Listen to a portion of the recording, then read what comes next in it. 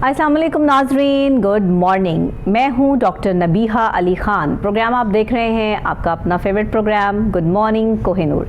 जी हां, सुबह के आगाज़ के साथ ही सियासी हलचल क्या है, सियासी मामलात क्या हैं, कहां किसने किसको एक्सेप्ट कर लिया, कहां किसने किसको रिजेक्ट कर दिया और कहां सूरत हाल पाकिस्तान के हक़ में है और कहां एक दूसरे पर नुक्ताचीनी कर रहे हैं या मामलात इस नौबत तक आ चुके हैं कि कुछ ऐसे अल्फाज का चुनाव और इस्तेमाल किया जाता है एक दूसरे को बुलाने या बताने के लिए कि जिससे शायद आम आदमी जो है वो शर्मसार भी हो जाता है। लेकिन अभी तो सूरत हाल ये है कि साबिक वज़ीर आज़म जनाब इमरान खान साहब ने अपनी जान को ख़तरे के हवाले से सोशल मीडिया पे भी मीडिया पे भी बड़ी बात की और उन्होंने कहा कि मेरी जान को ख़तरा है। तो इस पर राना सनाउल्लाह साहब का जो वफाकी वज़ीर दाखिला हैं उनका बड़ा बयान सामने आ गया है। उन्होंने कहा है कि मामले की तहकीकात के लिए जुडिशनल कमीशन बनाने की पेशकश हम आपको करते हैं। एक बयान में राना सनाउल्लाह ने यह भी कहा कि साबिक वज़ीर आज़म इमरान खान न्याजी अमरीकी साजिश की तरह अब मुसलसल अपनी जान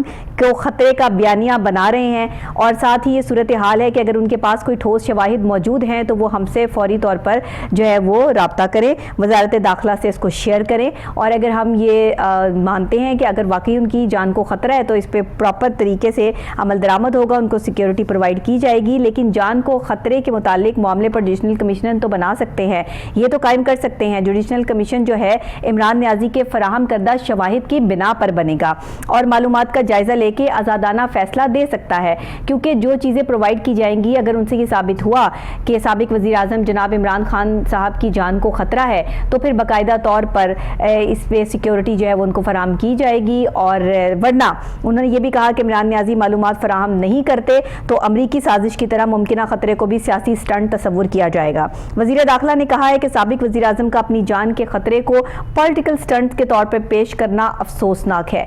मशवरा है कि इमरान न्याजी अपनी सिक्योरिटी को सियासी प्रोपेगेंडे के तौर पर पेश ना करें। अगर उनके पास सॉलिड शवाहिद हैं तो पेश करें। इस पर वज़ारत दाखिला जो है वो एक्शन भी लेगी और साथ ही उनको सिक्योरिटी प्रोवाइड भी की जाएगी। अब ये तो हो गई साबिक वज़ीर आज़म जनाब इमरान खान साहब की सिक्योरिटी के हवाले से मामला जो नून लीग ने एक्सेप्ट तो कर लिए हैं, नून लीग ने कह तो दिया है, राना सनाउल्लाह साहब की तरफ से बयान तो आ गया है कि हम जुडिशनल कमीशन बना देंगे और आप उसमें शवाहिद पेश करें, आज़ादाना तौर पर जो है वो फैसला सामने आएगा। लेकिन अब सूरत हाल ये है कि जलसे जुलूस की कैफियत है।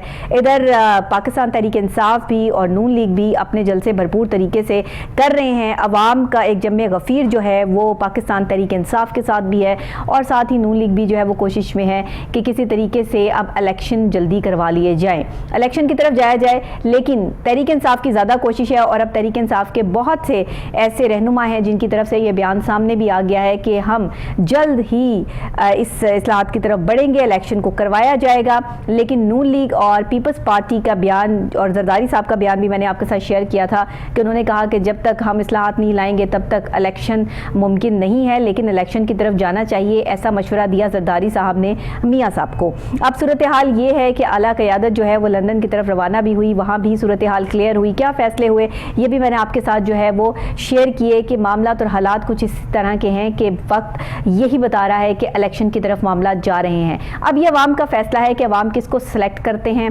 किसको इलेक्ट करते हैं, किसको लेकर आते हैं और किसको जो है वो चुप कर आराम से अपोजिशन में बैठना पड़ेगा। ये फ़ैसला अवाम का है। सूरत हाल जैसे जैसे क्लियर होती है, जैसे सियासी हलचल और मामला जो है वो हम आपके साथ शेयर करते रहते हैं। लेकिन अभी एक और भी मामला हुआ, कल बड़ी एक प्रेस कॉन्फ्रेंस की अता तारड़ साहब ने और नून लीग के, आपको पता है कि पुराने साथियों में से हैं, रहनुमा हैं नून लीग के, उन्होंने उस्मान बुज़दार साहब की मुबैना करप्शन के ख़िलाफ़ महकमा एंटी करप्शन से रुजू करने का ऐलान कर दिया कि नून लीग जो है वो उस्मान बुज़दार की मुबैना करप्शन के ख़िलाफ़ महकमा एंटी करप्शन से रुजू करेगी। इस्लामाबाद में प्रेस कॉन्फ्रेंस करते हुए मुस्लिम लीग नून के रहनुमा अता तारड़ ने कहा कि इमरान खान इक़्तिदार से निकलने के बाद पारसाई के दावे कर रहे हैं। इमरान खान ऐसा तासुर दे रहे हैं कि जैसे इनसे साफ आदमी नहीं और कोई है ही नहीं। लेकिन पहले इस चीज़ का जवाब दें, ऐसा कहना है अता तारड़ साहब का कि पहले इस चीज़ का जवाब दें कि उस्मान बुज़दार साहब ने जो 10 अरब रुपए की करप्शन की है, अच्छा उन्होंने करोड़ों के असासे से जो है वो स्टार्ट किया और पहले एक आम आदमी यही समझा कि शायद वो करोड़ों तक ही की करप्शन जो है उसकी बात करेंगे। लेकिन जब उन्होंने ये कहा कि 5 अरब रुपए की ज़मीन जो है उन्होंने तौंसा के करीब ली, ऐसा कहना है नून लीग के अता तारड़ साहब का, और उन्होंने कहा कि उन्होंने मुल्तान में 4 एकड़ का स्पेनिश विला बना रखा है जिसकी मालियत 70 करोड़ रुपए है। यानी उस्मान बुज़दार साहब ने अपने दौरे हुकूमत में वज़ीर आला पंजाब रहे तो उन्होंने ये सब कुछ किया। फिर उन्होंने फराह गोगी के हवाले से कहा कि उनकी आमदन की कोई मनी ट्रेल मौजूद नहीं है, पंजाब में एक एक पोस्टिंग पे करोड़ों का रेट लगाया गया। उस्मान बुज़दार के दौर में करप्शन का मंसूबा बनी गाला से चलाया जाता रहा। उस्मान बुज़दार, फराह गोगी और इन जैसे लोगों को सिर्फ करप्शन के लिए लाया गया था ताकि अपने आप और अपनी जेबें भरी जा सकती। फिर उन्होंने कहा कि जिस तरह के लोगों को करप्शन करवाई गई है उससे सारा का सारा फ़ायदा जो है वो बनी गाला को हुआ है।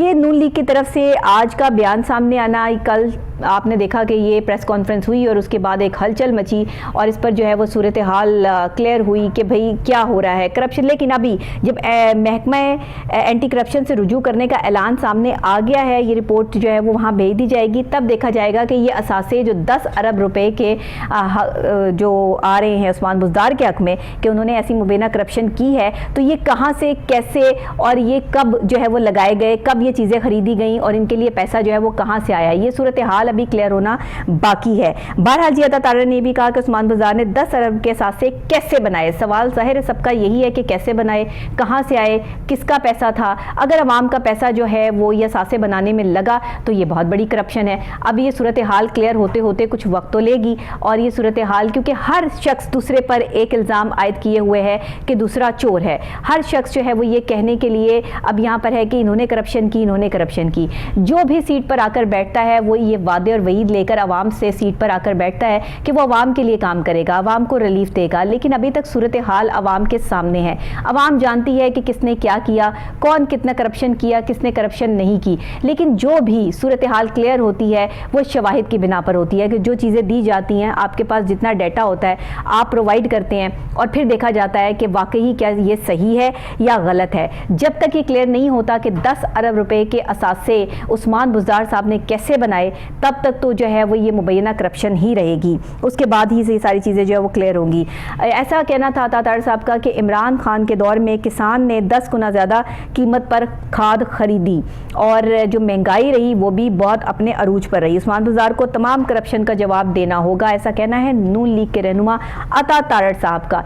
यानी कि अब एक दूसरे के खिलाफ जो एक जंग का आगाज़ हो चुका है कि इसकी करप्शन पकड़ने के लिए कि कहाँ कहाँ करप्शन हुई, कितने पैसे जो है वो कहाँ इन्वेस्ट किए गए, किसने कितना कमाया अपनी सीट पर बैठकर, और लोगों को लगाने के लिए सियासी जो मामलात होते हैं जब लोगों को सीटों पर लगाया जाता है तो इसका भी इल्ज़ाम नून लीग ने तहरीक इंसाफ पे लगाया है कि उन्होंने करोड़ों रुपए लेकर सीटों पर लोगों को तैनात किया। बात में किस हद तक सच्चाई है ये तो आगे आने वाला वक्त ही बताएगा, सिचुएशन जो है वो इस चीज़ को क्लियर करेगी। लेकिन अभी मामलात और हालात ये हैं कि एक दूसरे पर नुक्ताचीनी और एक दूसरे पर इल्ज़ामात की भरमार जारी है और इस मुल्क में मईशत का ये हाल है कि गुर्बत चक्की में पिसता हुआ एक आम इंसान, मेरे आपके जैसा जो है वो दिन रात अपनी मेहनत और अपनी लगन से जो है वो अपना मुकाम बनाने में बिजी है। लेकिन अनफॉर्चुनेटली जब चीज़ें इस कदर महंगी हो जाएंगी कि आम आदमी के बस से बाहर हो जाएगी बात, तो क्या वो सियासत की नज़र हो जाएगा?